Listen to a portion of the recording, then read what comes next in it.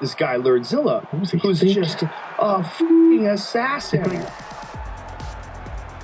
Hey guys, Gabriel Varga here. If you're unfamiliar with me, I'm a 6-time pro kickboxing world champion, won the Glory kickboxing title twice, won the Bellator kickboxing title, and today I want to go back in time to 2012 when I had my big breakout fight against Lerdsila. I'm going to share with you guys the mental preparation that I had to make for facing a guy who had 180 fights, something like that, while I was just around 20, just a little over 20. And we're also going to talk about the technical prep I did for this fight in terms of fighting somebody who was so evasive and had such a difficult style to defeat. If we look at this clip here, what I'm trying to implement with my hands is not throwing 1 or 2 or even 3 techniques, because I have seen this guy drop his hands and slip and slip and roll. They might be able to slip 1, they might be able to slip 2, even 3. Once we start getting into 4, 5, 6, it becomes very difficult for somebody to slip the punches, especially if you don't constantly aim for their head. The head is a small target. The head is easy to move.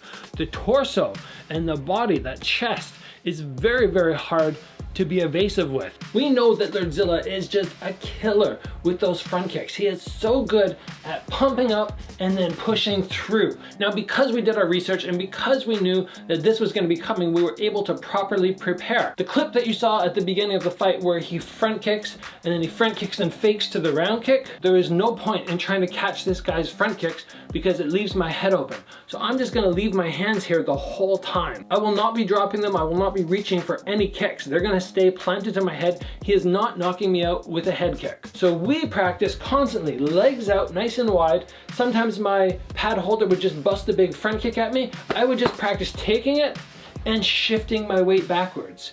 And that seems like a very, very beginner, basic, elementary move, but it's something that you should get very good at. If somebody double hand shoves you, are you gonna end up with your feet crossing, or are you going to be able to move your back foot first and then your front foot follows?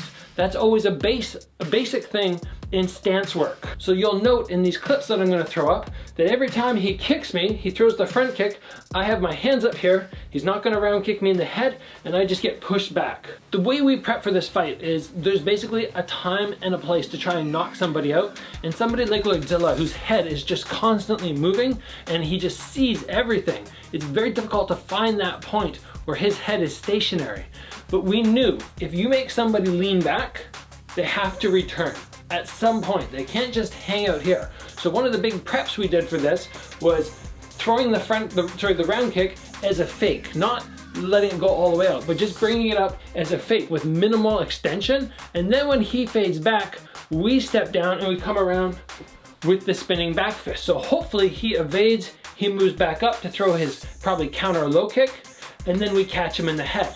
Now, this technique didn't work out that way. What I ended up doing was checking his low kick, stepping across, and then coming with the spinning back fist. But it still worked because it was an unorthodox technique that most people do not throw on Thai fighters. They may be used to spinning elbows, but at that longer range, they're not used to the spinning back fist. There is always a solution to finding where your opponent is weak, and if you prep properly during your training camp, you can pull it off in the fight. And that's what we did with Lerdsila. Now moving on, let's talk about all the mind games Lerdsila likes to play, all the taunting he does, because this can get into a lot of people's heads in fights. They get very upset when people toy with them, when they're taunting them, when they think, oh, this guy doesn't respect me. I already knew that he was going to be messing around with me. We knew that he liked to climb his opponents. He would actually get on them and just sort of tower up over them and taunt around. And I already knew, because I'd done the mental prep for this,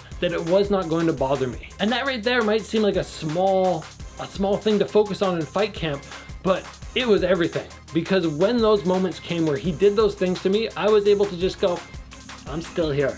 I'm the one tagging you. Now, another area that I want to talk about with this fight is Lerdzila's ability to fight off the ring ropes. He can just lift his front kick up and just keep it out there. You can see in this one, he's pumping the front kick out, he's sort of keeping it against my stomach, and instead of forcing my way forward and trying to really fight against it or backing up, I just stay at full length, full range. and eventually I fake and come forward with the cross. And the cross lands beautifully. Now let's talk about the kicking game plan for this fight.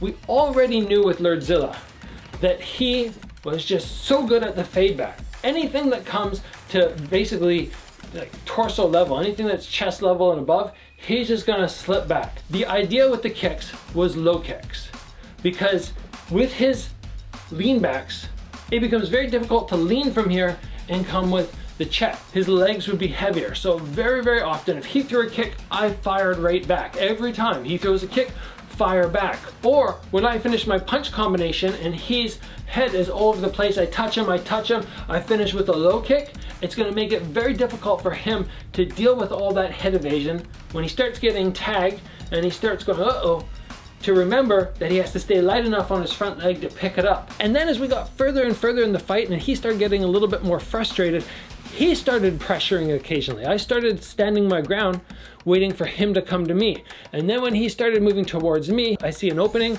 and I snap out just a fast high kick. The last thing I want to talk to you guys about in the preparation for facing Lerdsila is the disparity in the fight record. As I already mentioned, he had around 180 fights. He'd been, people said 100 fight win streak. I don't know if he was actually on a 100 fight win streak before he fought me, but he had been on a very good win streak either way. How do you prepare for that? How do you mentally get around that? And the big thing that I would say anybody out there when you're jumping levels is to have faith in yourself. What this comes down to is not so much being nervous about your opponent. Forget about your opponent and just focus on yourself. And that's what I did for this fight. It wasn't, ooh, Lerdsila has 180 fights. Ooh, nobody can hit this guy. I sort of put it to the side and I just focused on myself. And I know I'm good. This is a chance for me to challenge myself and see how good I really am. And just focusing on the thoughts like that, just mentally, all the mental prep went into myself, just boosting myself up. That is a much easier approach to take, and it has served me so well during my fight career. All right, thanks for joining me today, guys. Now, if you like this video, there is a more in-depth one on my channel, 20 minutes, where I get into detail, much more detail about how I defeated Lerdsila. If you're interested in checking that out, the Modern Martial Artist has put a link down below. Come over, check out my channel. I'm sure you'll find some fun, interesting content about kickboxing there. And an enormous, massive thank you to the Modern Martial Artist for once again having me on the channel, getting to share the knowledge that I've gained in my 10+ years as a professional fighter. Train hard, and I hope to see you over at my channel very soon.